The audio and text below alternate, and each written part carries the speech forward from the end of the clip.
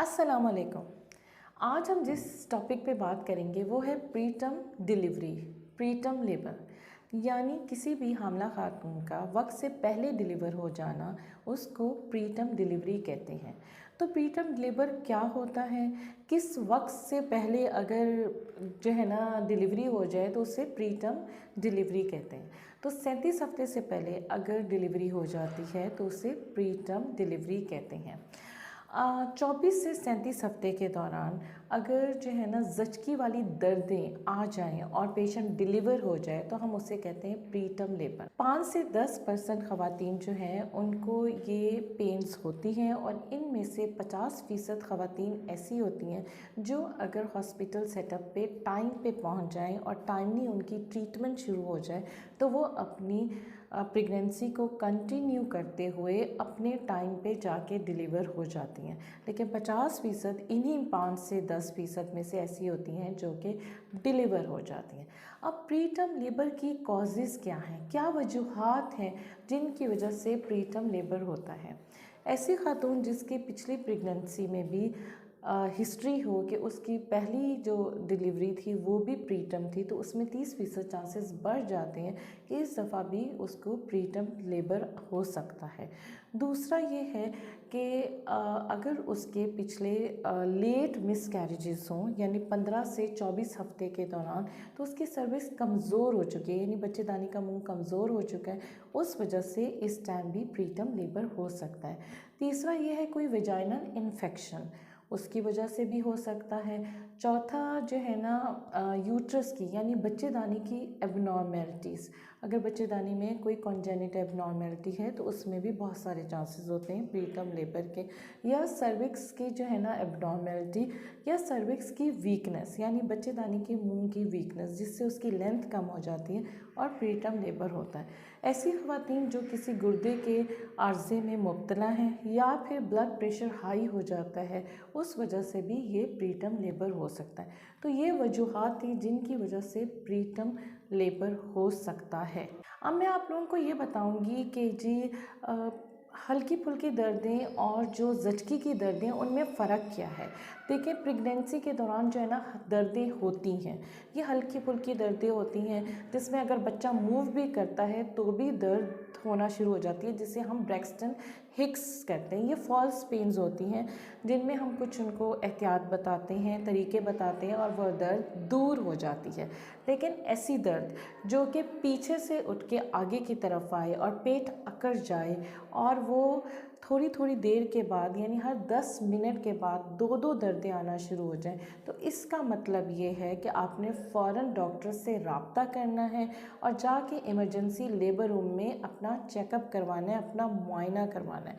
क्यों? और कुछ टेस्ट होने हैं क्योंकि मुआयना करके ही पता चल सकेगा कि कहीं आपके बच्चेदानी का मुंह खुलना शुरू तो नहीं हो गया, ये वाकई दर्दें ज़चकी वाली दर्दें तो नहीं है।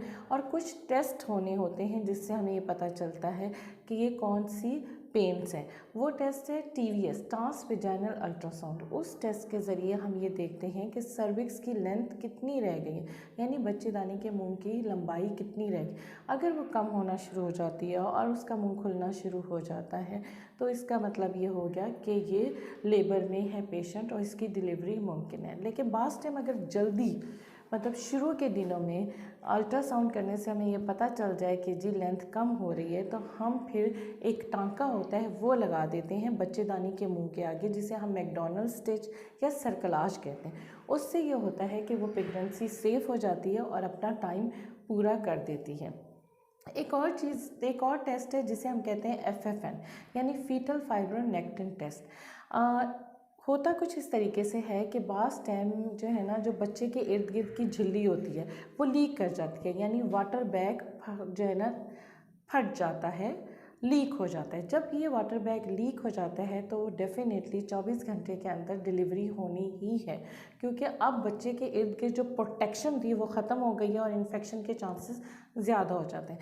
बाज़ लोगों को इस लीकेज का पता नहीं कर चलता और वो इस तरीके से बताती हैं कि नहीं बस ऐसे महसूस हो रहा है कि कुछ गीलापन हुआ है, वो अच्छे तरीके से बता नहीं सकती कि लीकेज क्या है। उस लीकेज के लिए जो है ना हम ये टेस्ट करते हैं। एक पर स्पेकुलम टेस्ट होता है जिससे हम कंफर्म करते हैं कि लीक हो भी रहा है कि नहीं।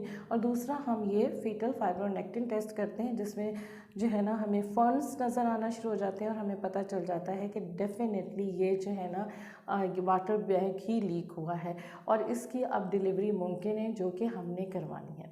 तो अगर जो है ना डिलीवरी 34 से 37 हफ्ते के दरमियान होती है, यानी 34 वीक से 37 वीक तक, तो बच्चे के सर्वाइवल के चांसेस ठीक हैं, अच्छे हैं, बच्चे ने सर्वाइव कर जाना है। लेकिन अगर ये डिलीवरी 34 हफ्ते से पहले होती है, यानी ये दर्दें अगर 34 हफ्ते से पहले लग जाती हैं और बच्चा 34 हफ्ते से पहले डिलीवर होता है, तो उस बच्चे के सर्वाइवल के चांसेस कम हो जाते हैं। तो इसीलिए बहुत ज़रूरी है कि जब भी इस तरह की दर्दें जो कि वक्त से पहले शुरू हो जाएं और आपने चेकअप करवाया है किसी भी करीबी क्लिनिक से या नियर बाई से, और आपको ये पता चला है कि जी ये लेबर शुरू हो चुकी है, प्रीटर्म लेबर और प्रीटर्म डिलीवरी जो है ना होनी है, तो उसमें ज़रूरी है कि 24 घंटे का हमें इतना टाइम मिल जाए कि हम स्टीरॉयड कवर दे सकें, ताकि बच्चे के जो फेफड़े हैं वो मज़बूत हो सकें और पेशेंट जो है ना वो ऐसी जगह मुंतकिल हो जाए, यानी बच्चा इन यूट्रो माँ के पेट के अंदर से ऐसी जगह मुंतकिल हो जाए जहाँ पे नर्सरी अवेलेबल हो और पीडियाट्रिशियन मौजूद हो, ताकि अगर इस बच्चे की डिलीवरी होती है तो फ़ौरन ही इसे नर्सरी की ज़रूरत पड़ेगी, इंक्यूबेटर की ज़रूरत पड़ेगी, ठीक है। तो ये टाइम दरकार होता है, तो फ़ौरन ही इस पे जो है ना एक्शन लेना है, ये नहीं कि पेशेंट को घर लेके बैठे रहना है।